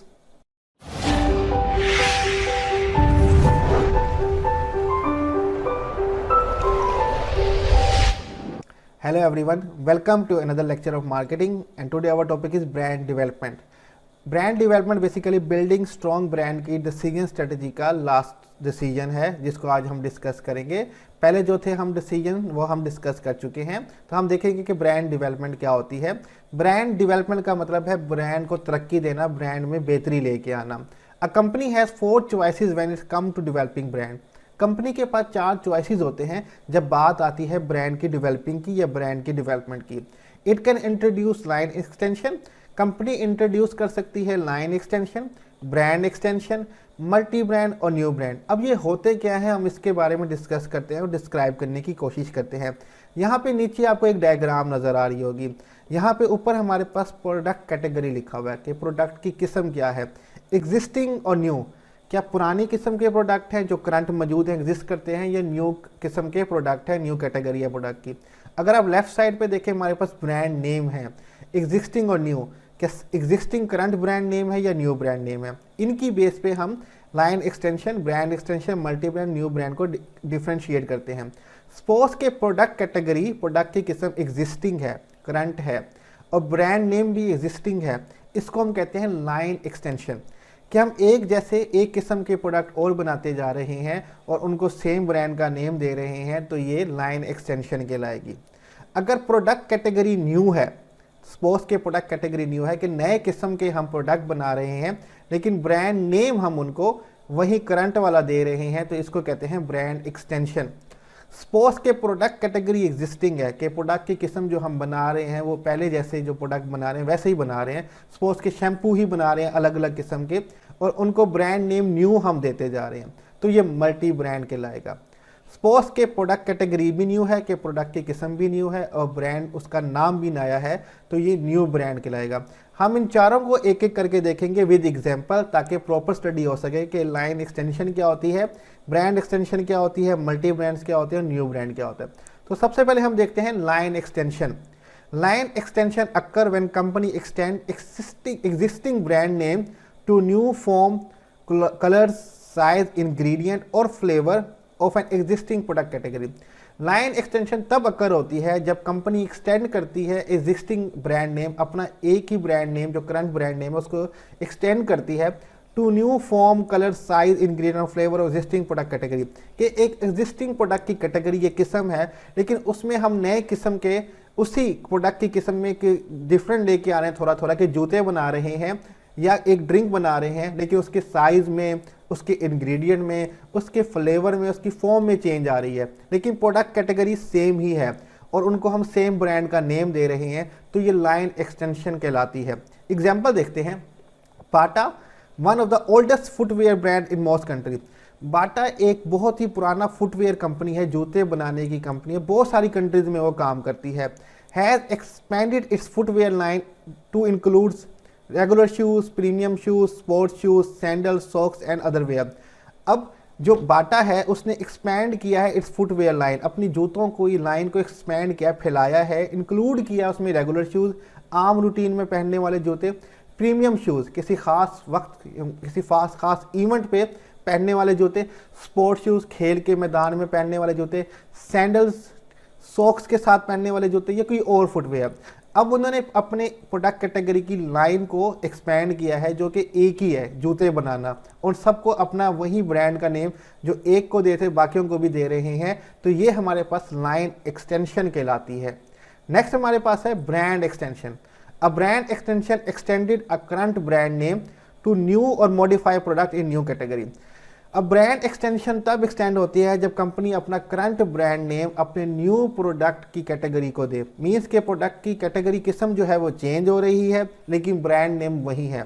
For example, Nestle has leverages the strength of its Maggi brand. Nestle ने लेवरेज दिया है अपने मैगी के ब्रांड को ताकि उसकी स्ट्रेंथ को बढ़ाया जा सके, to launch several new line, और न्यू लाइन इंट्रोड्यूस करवाई उस ब्रांड की। Maggi noodles, Maggi tomato ketchup, Maggi soup. अब आप देख सकते हैं कि Maggi noodles, Maggi tomato ketchup और मैगी सूप ये तीनों अलग प्रोडक्ट कैटेगरी हैं। नूडल्स एक अलग प्रोडक्ट है, सूप एक अलग प्रोडक्ट है, टमाटो केचप एक अलग प्रोडक्ट कैटेगरी है, लेकिन सबको एक ही ब्रांड का नेम दिया मैगी। जो मैगी नूडल्स था वही मैगी टमाटो केचप, वही Maggi soup. Similar National masala, National jam, National tomato ketchup. Maggi example होगी इंडिया की। हम पाकिस्तान की एग्जांपल देखते हैं। हमारे पास एक कंपनी है नेशनल जो मसाले बनाती थी, फिर उन्होंने अपने प्रोडक्ट कैटेगरीज बढ़ाना शुरू कर दी। उन्होंने जैम इंट्रोड्यूस करवाया नेशनल जैम के नाम से, टमाटो केचप इंट्रोड्यूस करवाई नेशनल के नाम से। अब उनके पास पिकल होता है, अचार होता है, वो भी नेशनल के नाम से। मीन्स के प्रोडक्ट की कैटेगरी आती जा रही है, लेकिन जो ब्रांड का नेम है वो वही करंट और एग्जिस्टिंग है। तो इसको हम कहते हैं ब्रांड एक्सटेंशन। उसके बाद हमारे पास आ जाता है multi brands. Company often introduce additional brand in the same category.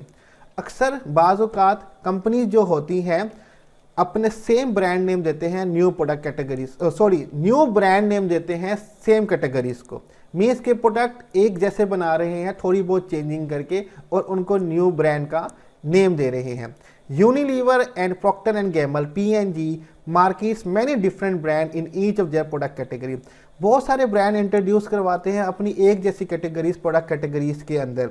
मिसाल के तौर पे for example same category product such as shampoo. हम एग्जांपल देते हैं सेम कैटेगरी प्रोडक्ट, जैसे कि शैम्पू की बात लेते हैं।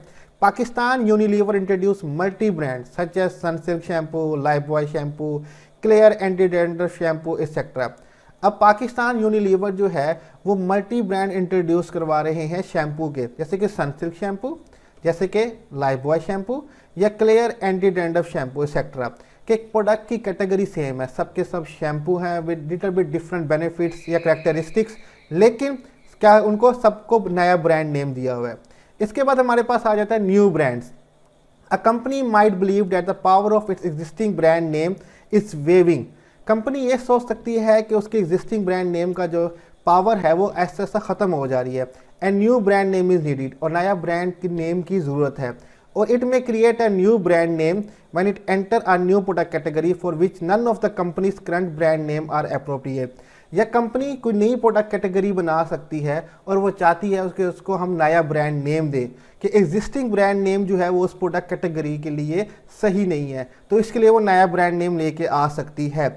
जब प्रोडक्ट भी नया हो, आपकी प्रोडक्ट कैटेगरी भी नई हो, जब आपका ब्रांड का नेम भी नया हो, इसको हम कहते हैं न्यू ब्रांड्स।